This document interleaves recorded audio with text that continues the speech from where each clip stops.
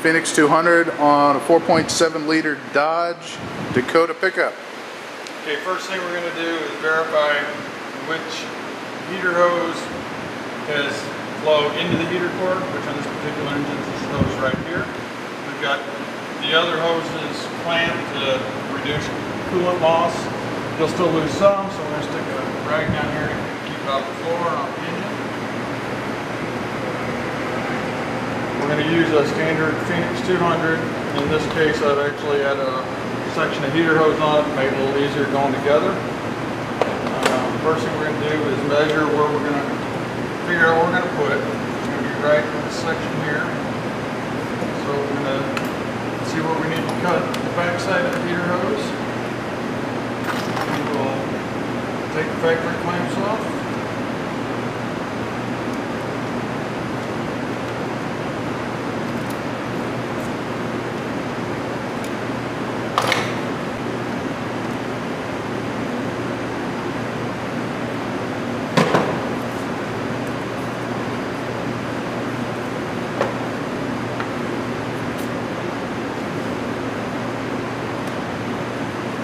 Take a hose cutter or a handy pocket knife and cut the hose back here where the connection's going to be made.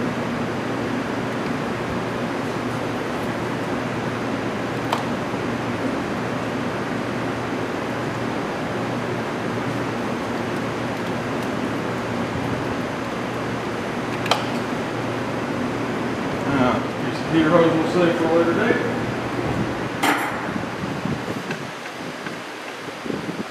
See, we've got it cut back here.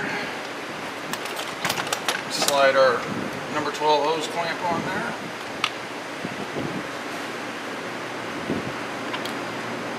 Slide the water into the Phoenix. Fuel hose into the coolant hose. And the other end we'll attach the hose clamp on that one.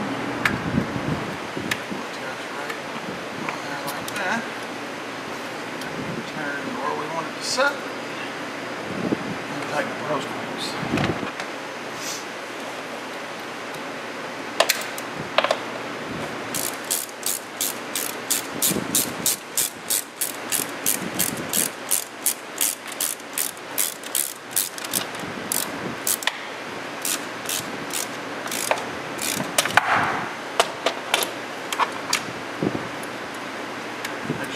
Plenty of clearance in there, we're not causing anything to kink.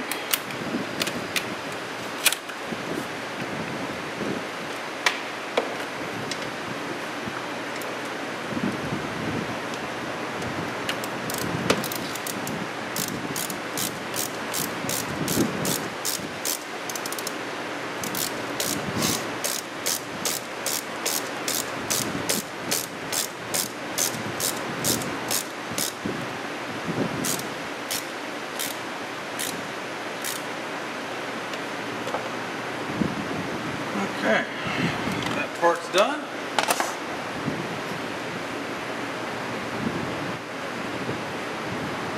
On most of these vehicles, nowadays they have a lock on the fuel rail. It just pops up and it slides back. You see that snaps on the line, that actually goes up in the fitting. Okay. So we're going to disconnect that.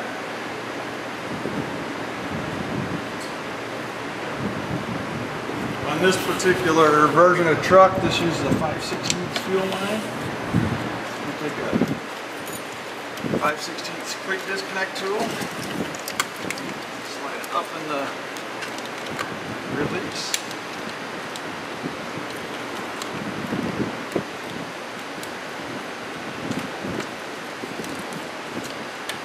They're supposed to be nice and easy. Sometimes they come off real easy, sometimes they're work.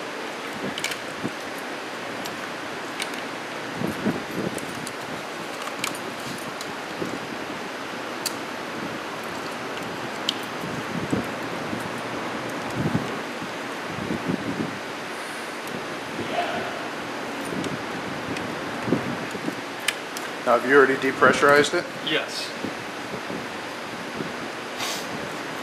I gotta get over here where you can.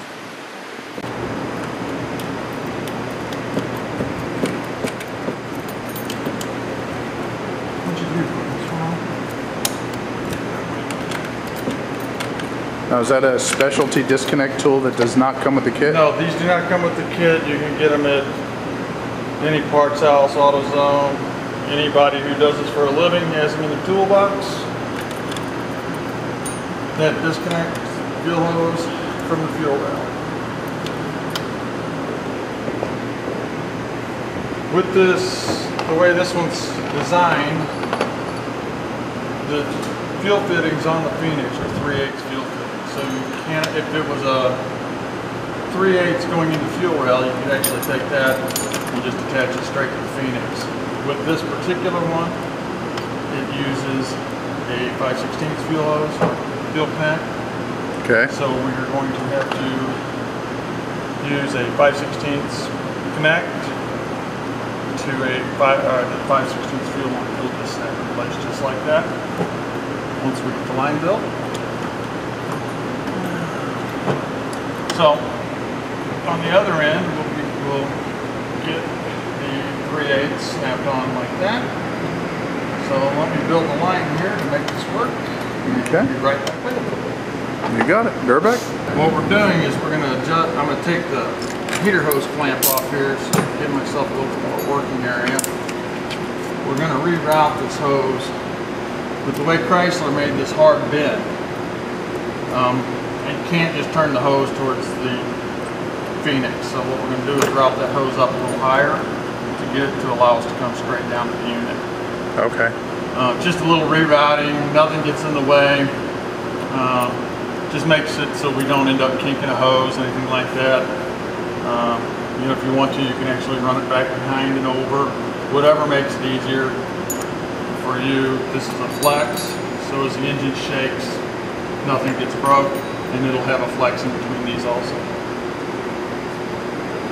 And we were just talking about the Magnus and Mossack protects you. Correct. Magnus and Mossack, everybody worries about warranty issues, so on and so forth. The Magnus and Mossack, I think, was brought in 1976, and it states that allows aftermarket parts to be installed on factory vehicles without worrying about the warranty concerns.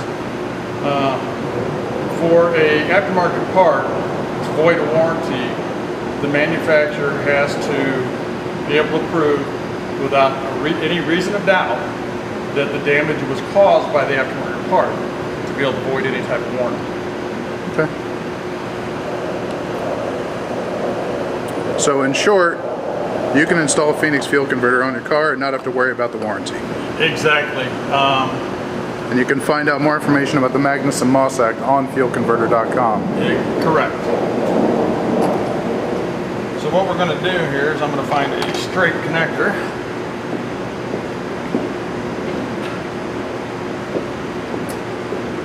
So we're going to take and install a straight metal connector there, and then we'll install a straight connector here, and we will run these two just like that together. Okay. So give me a minute and I'll make a fuel line. While we're at it, I'll show you how these fuel lines go together. You actually slide the fuel line clamp on the fuel line. You can see the notch right here on the end of this fuel, on the end of the fuel line. If these fuel lines are hard, you can't get them to start, dip them in hot water. Don't heat them with a lighter or anything like that. That's very dangerous, ruins the hoses. But all you have to do is, it takes a little effort and a little push. They'll slide right inside. Twist them a little bit as you're pushing them in. Takes a little bit of hand strength, guys. So. And you can actually see the notch when it's pushed up. You want to push the clamp up above that notch, and then we'll actually take a pair of the pliers that come with the kit and squeeze it, that right there, until it pinches tight on the plastic hose. Okay.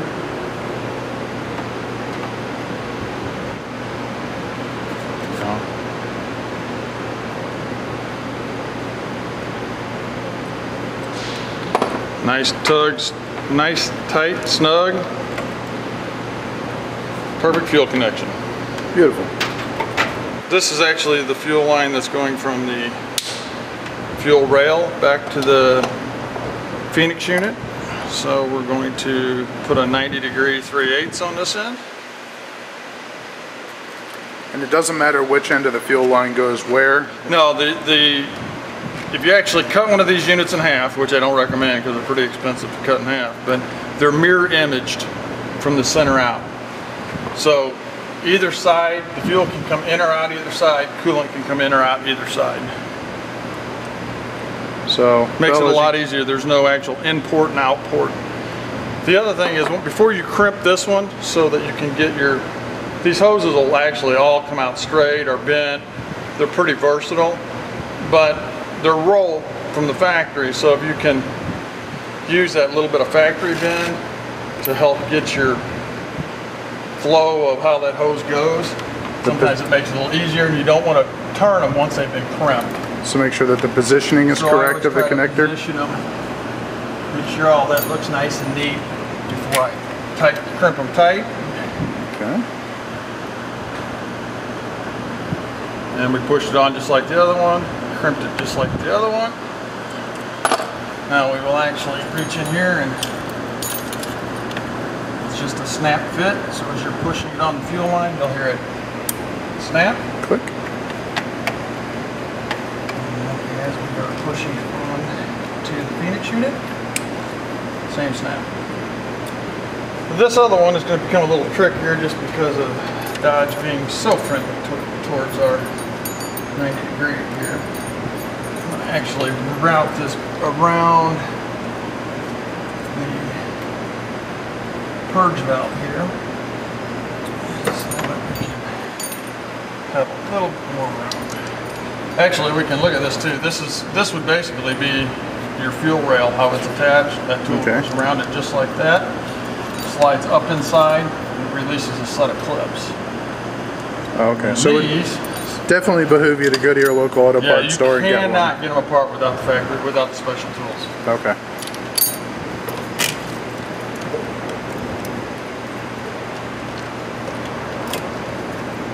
We're actually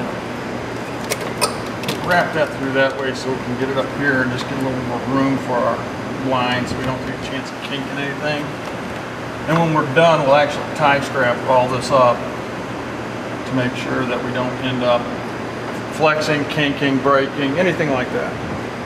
These style tube connectors work just the same as the plastics. They're sometimes a little harder to get started.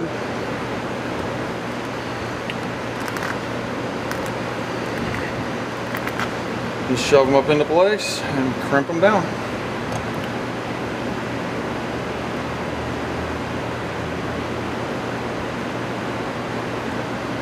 Just like that. And then we're going to figure where we want that hose mounted. And mark out how much line we want.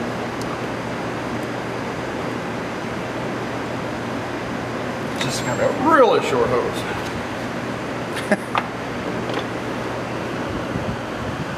In your kit, there's 8 foot of hose. In most cases, you'll use 3 or 4 foot of it. On some GMs or something where the heater hoses are on the other side, you'll use more hose. But on the Chryslers, especially on this particular truck where there's no room anyway, the heater hoses are on the driver's side.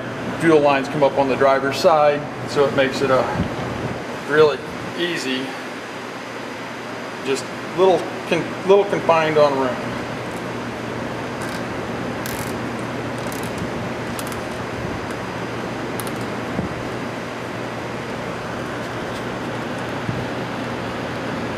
I have done literally thousands of these, so you know, as you see, I can put them together without kinking the hose. If by chance you kink that hose, cut it off and start over again.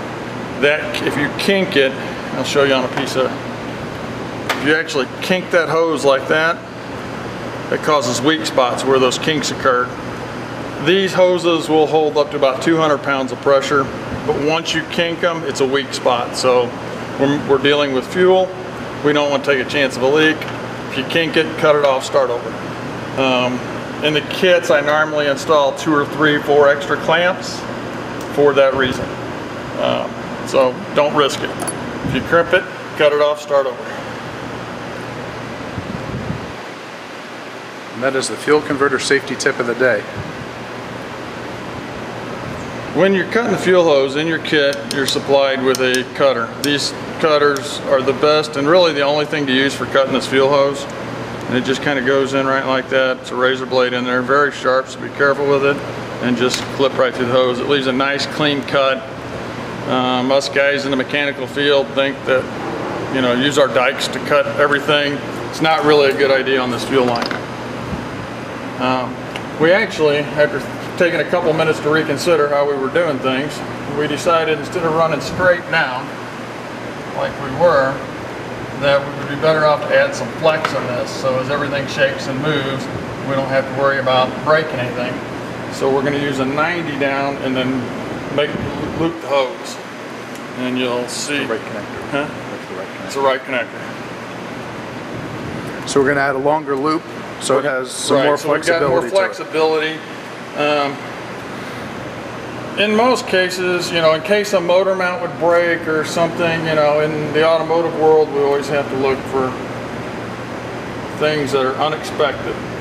So with that hose being really short, if somebody would break a motor mount, something like that, we don't want the hose flipping up, and we don't want to take a chance of breaking a hose, so we're going to actually loop it like that, so we've got plenty of flex as the engine, everything moves.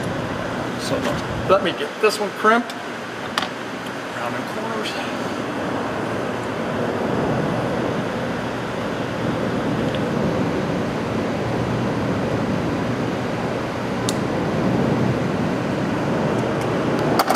Okay, so on the Phoenix unit, we're going to snap on the green one, up on this factory fuel line, snap that one into place. Now, as everything moves around, we have plenty of room. We'll attach that up high. You know, these fuel lines are actually made as repair kits for OEM lines and to remake fuel lines we use in racing. So, and that's the same line that comes in your kits. So you don't really have to worry about you know, they don't chafe easy, anything like that. Anywhere where it's touching, I try to add, you know, a shield of some sort, like this hose right here. Will, no matter what I do, will try to touch when they're driving. So I will actually add a piece of protection right here, so that if it doesn't end up chafing the heater hose or the fuel hose. This hose is actually good enough, it'll wear through the heater hose long before it wears through this, but we don't want a problem at either end. So, in being a mechanic, we always try to make things look factory as possible. So, but before we do that, we're going to install the ground wire. I pre-made this before you guys got to see us. So. Now, the whole point of the catalyst is to create static electricity, and we need the catalyst doesn't actually do it. The water flowing through the center creates a static electrical charge. The static electrical charge, along with the heat and everything else with the catalyst, allows the catalyst to work at a temperature as low as 200 degrees. In most cases, catalysts need 300 plus degrees to operate. We cannot allow our fuel to get that hot. So we create a static electrical charge with the coolant flowing through and some other unique things that happen inside this unit that allow that to happen. It's a little harder to install these nuts when the camera's on you, because it never fails you to drop them then. So we want to secure that on the unit. So to create static electricity from getting to your fuel system and blowing yourself up, you need to make sure that it's securely grounded. Actually, in reality, the biggest reason for the ground wire is because with creating static electricity, we do not want to leave the static electricity in the coolant and cause electrolysis of the coolant. So we actually want to give any current, any electricity from electrolysis that naturally occurs in the coolant to any electrolysis we're producing in the system. We want all of it to be able to dissipate the ground. So there's no chance of, you know, electrolysis damaging anything in the cooling system. And we're just going to take this to any battery ground, body ground, just your ground, gentlemen.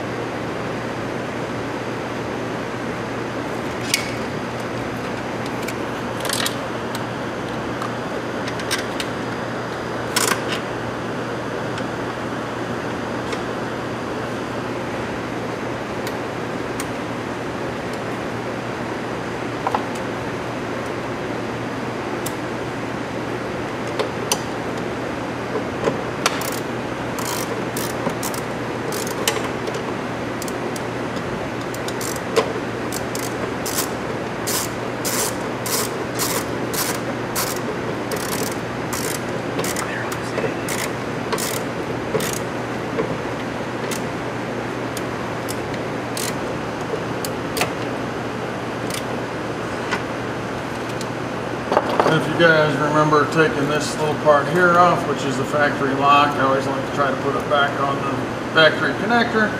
I trust our connectors more than I do the OEMs, so we don't want that one coming unlocked. At this point, we can actually start it. I'm going to go ahead and wire tie everything, support everything, make sure we don't have everything's in place, and then we'll start it up and go from there. Right here, where this line comes under, it's got a little bit of clearance, but there's not, when this thing's running, shaking, vibrating, going down the road, they're gonna touch. And to prevent any type of chafing, anything like that, all I did is took another piece of the extra fuel line, split it down the middle, and then I will actually just slide it over that hose. And it makes a better shield than just about anything you can buy in the store. And then I'll take a zip tie and actually zip them together like this to hold them more secure so they don't vibrate against one. And that will outlast the body on this truck. So whenever he takes the engine out and put it in the next truck, then we're going to just flip them and make them all nice and neat. You can see I tied this line here.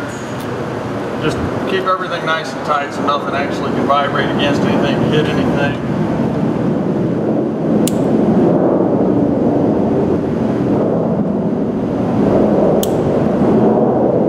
In most cases, on whatever vehicles you install the Phoenix units on, the units are not that heavy. They can pretty much just be supported in the heater hose.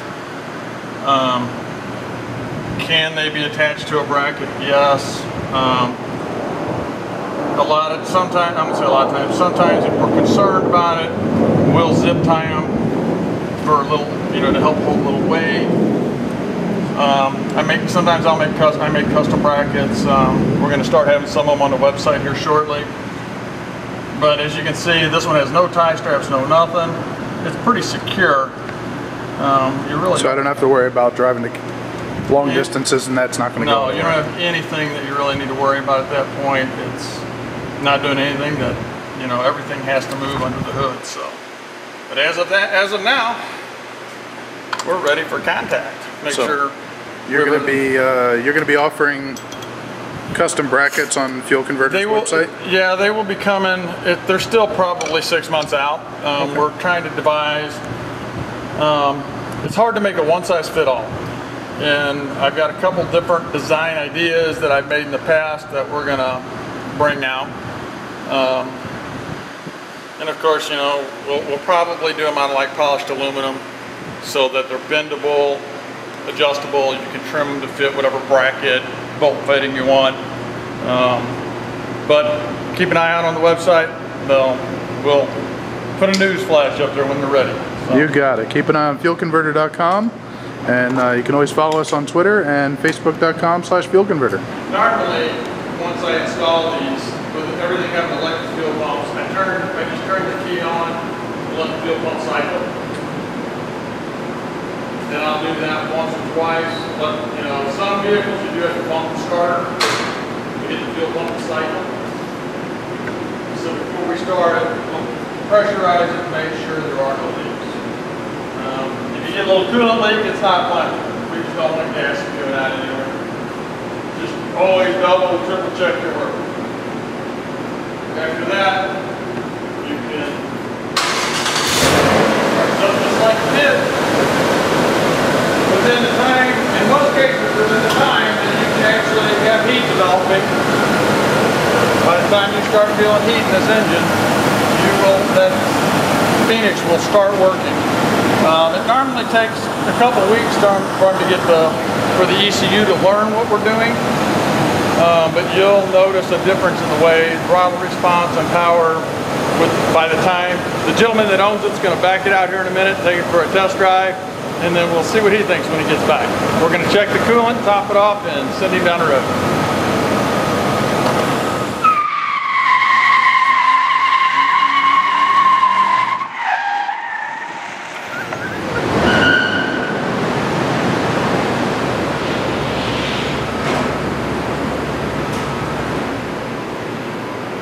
Alright, I'm sold. They got me. I'm a computer geek, but I'm also a car lover. As soon as you pull it out. I've never gotten the tires to spin on it, and I couldn't get them to stop spinning. You get a lot of fuel mileage out of it, but keep your foot out of the floor. It was awesome. Very well worth it, worth the money.